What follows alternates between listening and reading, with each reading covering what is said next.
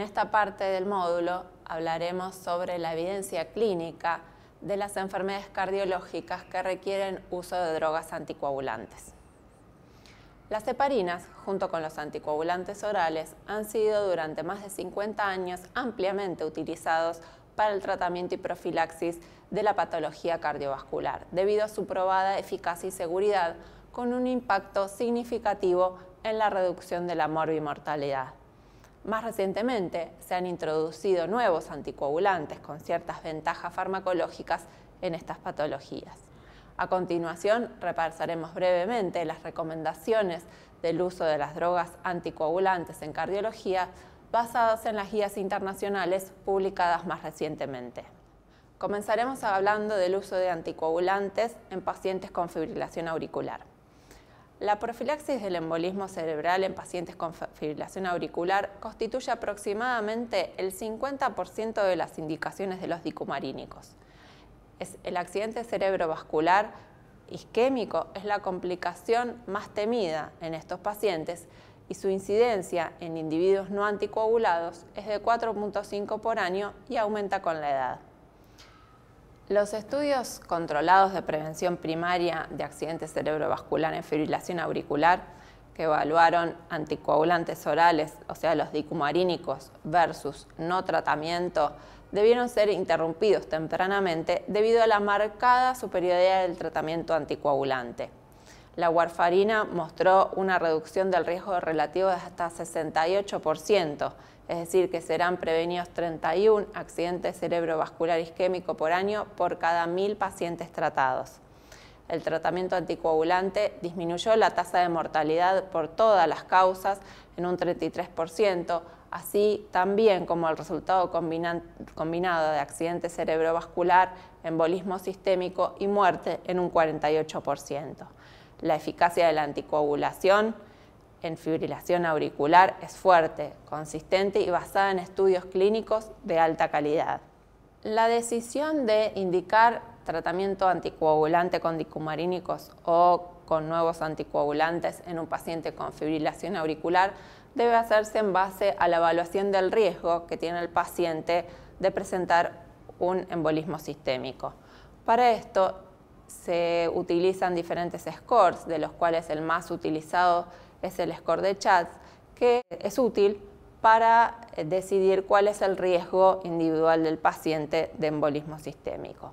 Este score de Chats evalúa la presencia de insuficiencia cardíaca congestiva, de hipertensión arterial, la edad, si es mayor o menor de 75 años, la presencia de diabetes y la presencia de accidente cerebrovascular previo, stroke, al que asigna un puntaje mayor que al resto de los factores de riesgo. Es decir, que aquel paciente que haya tenido un accidente cerebrovascular previo es aquel que va a tener mayor riesgo de presentar un nuevo evento embólico. Para estos pacientes, las guías internacionales de tratamiento actuales recomiendan el tratamiento anticoagulante para los pacientes que tengan un riesgo medido a través del score de Chats alto o intermedio, es decir, que tengan un score de Chats de 1 o 2 o mayor a 2. En estos pacientes se recomienda el uso de anticoagulantes si es con dicumarínicos para mantener un RIN de 2 a 3 y si el paciente decide no tratarse con anticoagulantes orales, esto obviamente siempre debe ser una decisión conjunta entre el paciente y el médico, se recomienda el uso de aspirina. Para aquellos pacientes que tienen un score de Chats bajo, se recomienda no tratar con anticoagulantes. Esto es porque el beneficio en estos pacientes no es tan contundente como los que tienen un score de Chats más alto. El cambio en las recomendaciones en las guías más recientes justamente radican en el uso de dabigatran en los pacientes con fibrilación auricular.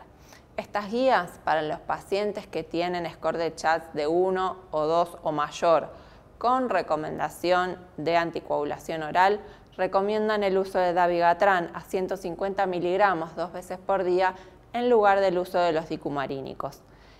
Esto es excepto en los pacientes con insuficiencia renal y fibrilación auricular o fibrilación auricular con valvulopatía o fibrilación auricular y enfermedad coronaria, en los que se recomienda continuar con los dicumarínicos.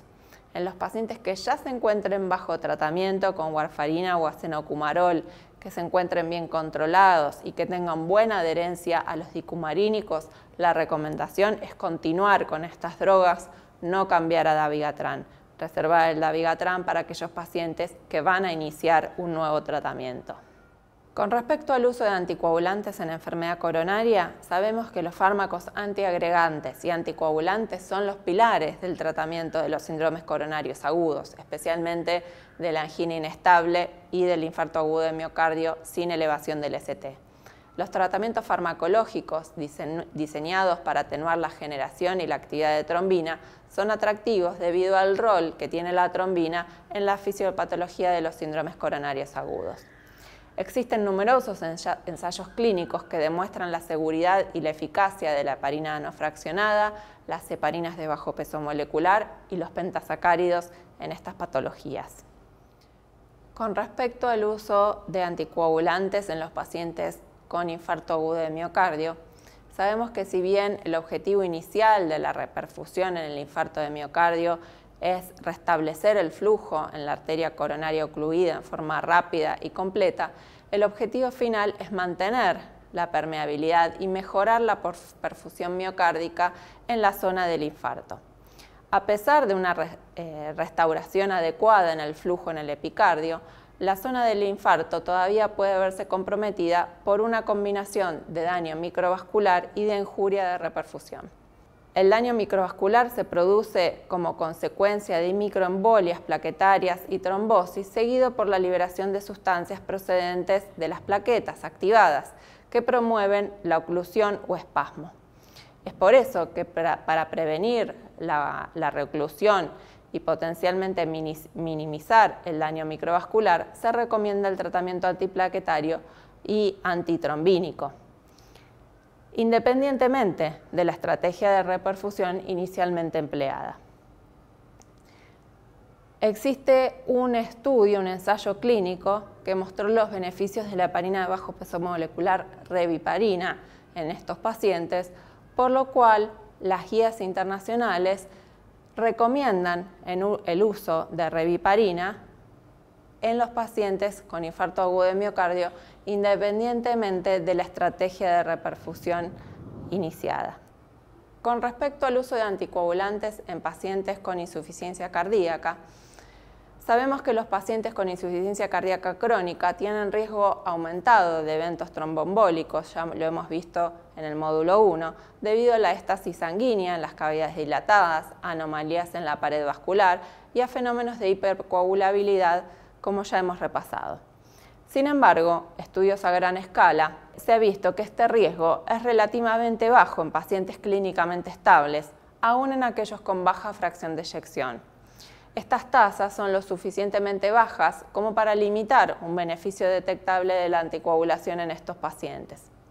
En los últimos 50 años se han llevado a cabo numerosos estudios para determinar si la anticoagulación oral produce realmente un beneficio en la prevención de tromboembolismo en pacientes con insuficiencia cardíaca sin otros factores de riesgo para eventos embólicos, y los resultados han sido contradictorios. Es por eso que no existe una recomendación definitiva sobre el uso de anticoagulantes en insuficiencia cardíaca, salvo en aquellos pacientes que tengan concomitantemente fibrilación auricular o que hayan tenido eventos trombóticos previos. El embolismo sistémico es la complicación más temida que puede ocurrir en pacientes con valvulopatías, ya sea en válvulas nativas o en válvulas protésicas, tanto mecánicas como biológicas. Este riesgo debe ser evaluado frente al riesgo de las complicaciones hemorrágicas que pueden ocurrir con el tratamiento anticoagulante. Sin embargo, el riesgo de las complicaciones trombóticas, sobre todo en pacientes que tienen válvulas mecánicas, es mucho mayor, por lo cual estos pacientes en la mayoría de los casos se encuentran anticoagulados de por vida.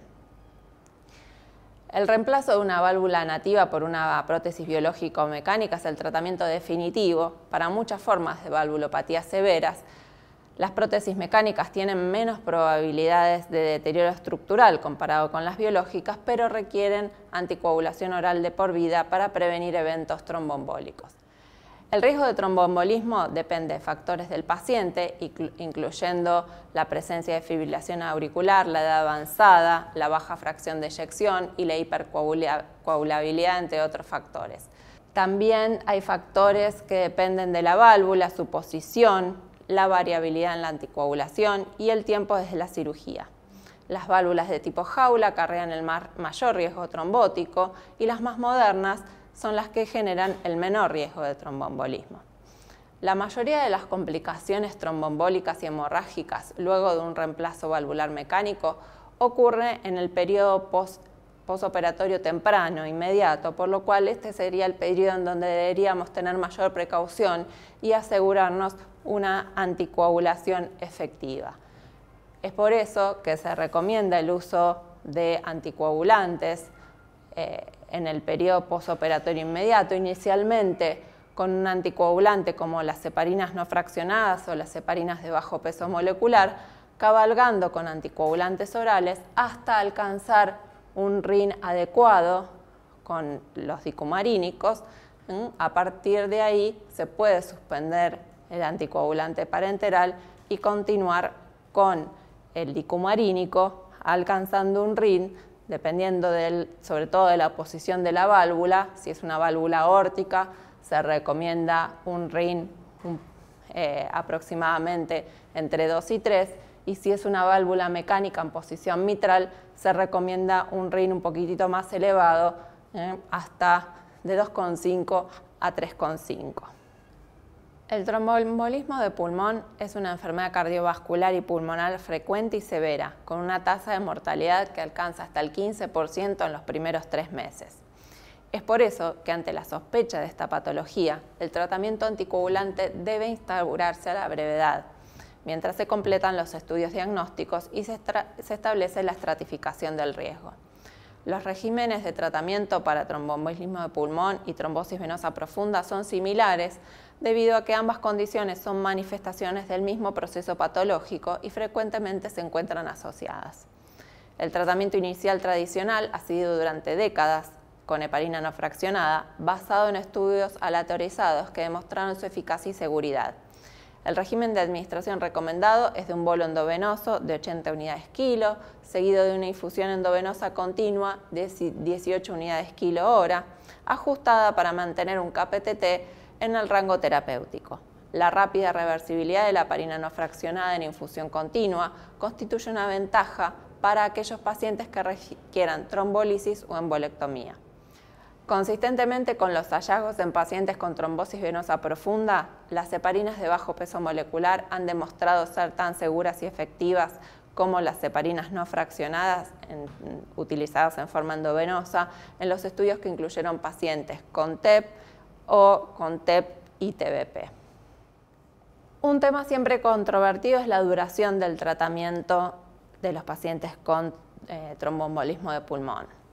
Actualmente, las recomendaciones dicen que para los pacientes que tienen tromboembolismo de pulmón secundario a un factor de riesgo transitorio, por lo menos la anticoagulación debe ser mantenida durante 3 meses. Para los pacientes con tromboembolismo de pulmón no provocado, se debe anticoagular durante 3 meses y luego hacer una reevaluación para determinar si el tratamiento debe ser extendido. El primer episodio con bajo riesgo de sangrado se recomienda la anticoagulación extendida con reevaluación del riesgo anual. En los pacientes que tienen alto riesgo de sangrado se recomienda no continuar con la anticoagulación. Para un segundo episodio de tromboembolismo de pulmón no provocado con riesgo de sangrado bajo o intermedio se recomienda la anticoagulación extendida con reevaluaciones anuales. Para los pacientes que tienen un segundo episodio de tromboembolismo de pulmón no provocado con alto riesgo de sangrado, la recomendación es continuar con anticoagulación durante 3 meses. Bueno, hasta aquí hemos repasado las indicaciones de tratamiento con drogas anticoagulantes, tanto con las heparinas no fraccionadas como con las heparinas de bajo peso molecular y los nuevos anticoagulantes parenterales y orales en las distintas patologías cardiovasculares, la fibrilación auricular, la insuficiencia cardíaca, el tromboembolismo venoso, las valvulopatías. Sabemos que el tratamiento anticoagulante ha mejorado la sobrevida de los pacientes y ha tenido un impacto profundo en la morbimortalidad. Esperamos que en los años siguientes contemos con nuevas drogas y nos acerquemos al aquel anticoagulante ideal que hasta ahora no lo tenemos. Acá terminamos el módulo 2, el uso de las drogas anticoagulantes en cardiología. En el próximo módulo, que será el módulo 3, veremos el uso de las drogas antiagregantes y su aplicación en cardiología.